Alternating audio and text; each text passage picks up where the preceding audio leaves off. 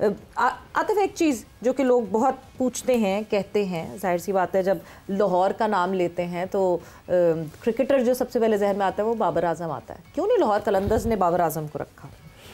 लेकिन बाबर बहुत great player है पाकिस्तान के, क्या दुनिया क्रिकेट के। एक्चुअली ये फ्रेंचाइज लीग की खूबसूरती यही है। अगर आप IPL भी देखें हैं, जो फुटबॉल की लीग है, वहाँ भी ज़रूरी नहीं है कि उस इलाके का या उस कंट्री का प्लेयर खेल रहा हो। सो हमारा जो शुरू में बाबर जो है वो इस्लामाबाद यूनाइटेड के पास थे, फिर अगले सीज़न कराची के साथ उन्होंने ट्रेड कर लिया, और फिर उसके बाद वो ऑब्वियसली पेशावर आ गए। सो अब हमारी टीम का जो सुरखेल है, जो हमारी टीम का कप्तान है, वो शाहीन शाह अफरीदी है। और अगर उनको ज़रूरत पड़ेगी कि आप उनको बाबर की, तो डेफिनेटली वो उनको अप्रोच करेंगे। लेकिन मैं आपको एक बात बताऊं, अच्छा, शाहीन की मैनेजमेंट ज़रा मुश्किल है।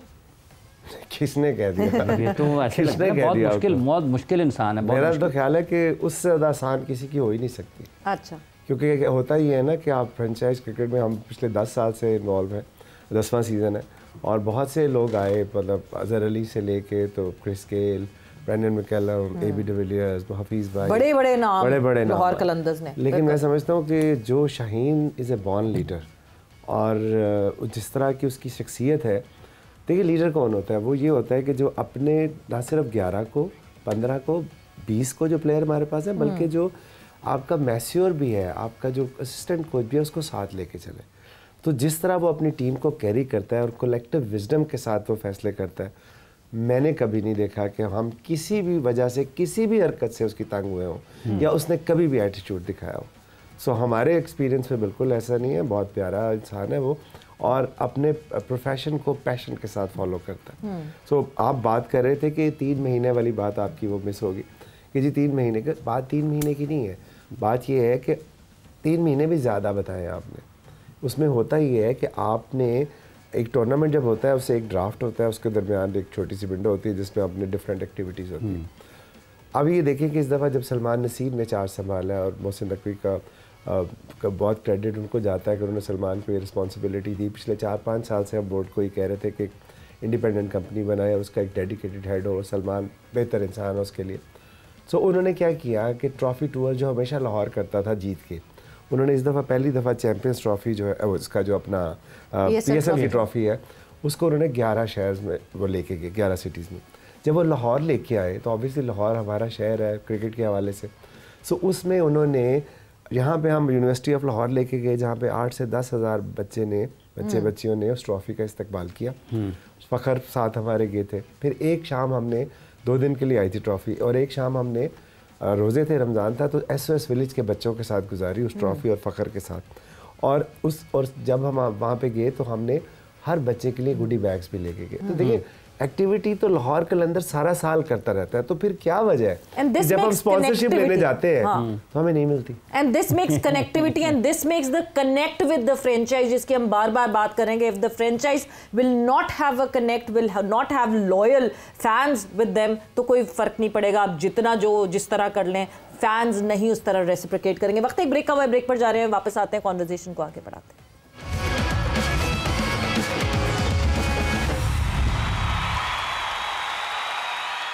And welcome back to Zor Ka Jod PSL special, presented by Giggly Boom Boom Bubble Gum and powered by Opus, दिलवालों की चॉकलेट। सो यस, बात हमारी बहुत डिटेल में पाकिस्तान सुपर लीग की क्या बैकग्राउंड स्टोरी क्या है, उस बैकग्राउंड के बारे में बहुत सारे लोग सिर्फ इधर से उधर उड़ी सुनते हैं, बट एक्चुअली क्या फ्रेंचाइज ओनर्स किस उससे तौर तरीके से गुजरते हैं, वो सारी चीज़ें बहुत मैटर करती हैं।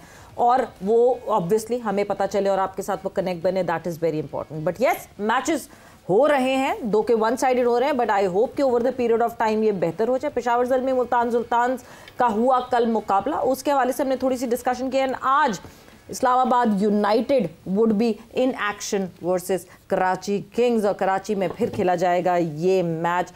Yusuf, Islamabad United not giving up at all, not letting anyone win, defending champions की तरह खेल रहे हैं। कराची किंग्स को क्या करना पड़ेगा उनको काबू करने के लिए?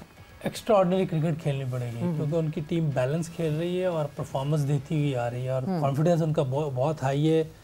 उनका कॉम्बिनेशन बहुत अच्छा बना हुआ है, उनके पास जितने प्लेयर्स हैं ज़्यादातर वो जो है कि प्रॉपर क्रिकेट खेल रहे हैं। ठीक। अच्छी बात है, कॉलिन मुनरो देखो कि मैं 40 से ऊपर ही होगा और न्यूजीलैंड की टीम में भी काफ़ी अरसे से नहीं है, लेकिन उसके बावजूद जिस तरह की क्रिकेट वो खेलता है, उसकी सिंपल सी थ्योरी है कि वो चारों तरफ क्रिकेट खेलता है। ये सिंपल थ्योरी है। और एक बड़ी एज का बंदा जो इंटरनेशनल क्रिकेट भी नहीं खेल रहा और मेरा PSL के अलावा और कहीं लीग भी नहीं खेलता, तो उनकी टीम में मेरा ख्याल एक ये बहुत प्लस पॉइंट है ओपनिंग में उनके पास। फिर उनके पास जो उनकी बैटिंग में देखें अपना ये है, आगा है, शैडी खुद है, बॉलिंग बहुत अच्छी कर रहा है शैडी। साहिबजादा फरहान जिस तरह रिस्पॉन्ड हाँ, ये तो भूल ही गया जो ओपनर टॉप क्लास क्रिकेट खेल रहा है साहिबजादा फरहान में। देखिए छोटी सी चेंज उसने की है, उससे उसे कितना फ़ायदा हो रहा है। सामने जो खेलना शुरू किया उसने, उस वजह से उसकी बैटिंग में ज़्यादा निखार आ गया। जो जिस तरह की क्रिकेट उसने खेली है पिछले दिनों में, 100 और एक जो 50 किया 200 के स्ट्राइक रेट से, ये अच्छी शॉट सिलेक्शन और शॉट ऑफ रेंज जो है उस वजह से ये होता है। और मेरा ख्याल है कि उनकी टीम काफ़ी बैलेंस है।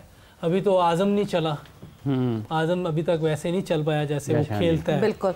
और ऑलराउंडर इनके पास हैं, जेसन होल्डर बड़ा अच्छा, जेसन होल्डर कितनी अच्छी क्रिकेट खेल रहा है। देखिए 200 प्लस के स्ट्राइक रेट से वो खेल रहा होता है, सिंपल क्रिकेट खेल रहा होता है, शॉर्ट्स रेंज, फिर वही बात। सो विच मीन्स इनको देख के आप ये कह सकते हैं कि जो मॉडर्न डे क्रिकेट की रिक्वायरमेंट है उसमें ऑलराउंडर्स होने चाहिए, ज़्यादा होने तो चाहिए, लेकिन सही क्रिकेट खेलते हुए आए। पूरे ऑलराउंडर चाहिए नहीं कि मैं ऑलराउंडर हूँ, ऐसे नहीं। जो ऑलराउंडर्स हैं वो वैसे क्रिकेट भी खेले। जेसन होल्डर वो यहाँ आके परफॉर्म कर रहा है, और पता नहीं वेस्ट इंडीज़ की टीम में है कि नहीं है, मुझे नहीं आइडिया, लेकिन यहाँ आके वो आउट भी कर रहा है, बैटिंग भी अच्छी कर रहा है। जो हमारे अपना आगा है जी, वो अगर अच्छी विकेट हो हेल्प करने वाली, तो बॉलिंग भी वो आप अच्छी कर सकता है। फील्डर बहुत ज़बरदस्त है। कीपर आपके पास वो भी ऑलराउंडर ही कह सकते हैं। पीछे आज़म है, इमाद वसीम की अभी तक बारी नहीं आई, पास में उसने बहुत रन्स किए हुए हैं। PSL में कराची की टीम से तो उसने 500 रन कर दिए थे। बॉलिंग भी अच्छी कर रहा है वो, तो उनके पास टीम है। अपना नसीम शाह छक्के मार देता है। हाँ, नसीम शाह तो लेकिन उसको ऑलराउंडर नहीं कह सकते। बॉलिंग के साथ थोड़ी अच्छी बैटिंग कर लेते हैं, हेल्थी बैटिंग कर लेता है, जो पाकिस्तान के फायदे में होती है। और यहाँ अभी तक तो बारी नहीं आई इधर, लेकिन वो हेल्थी बैटिंग करता है, तो एक अच्छा साइन। नहीं आई, थोड़ी बारी आई उसकी। लेकिन नसीम तक आई है बारी। टीम इनकी ठीक खेल रही है, अच्छा स्कोर कर रही है, 200 प्लस रन करती है।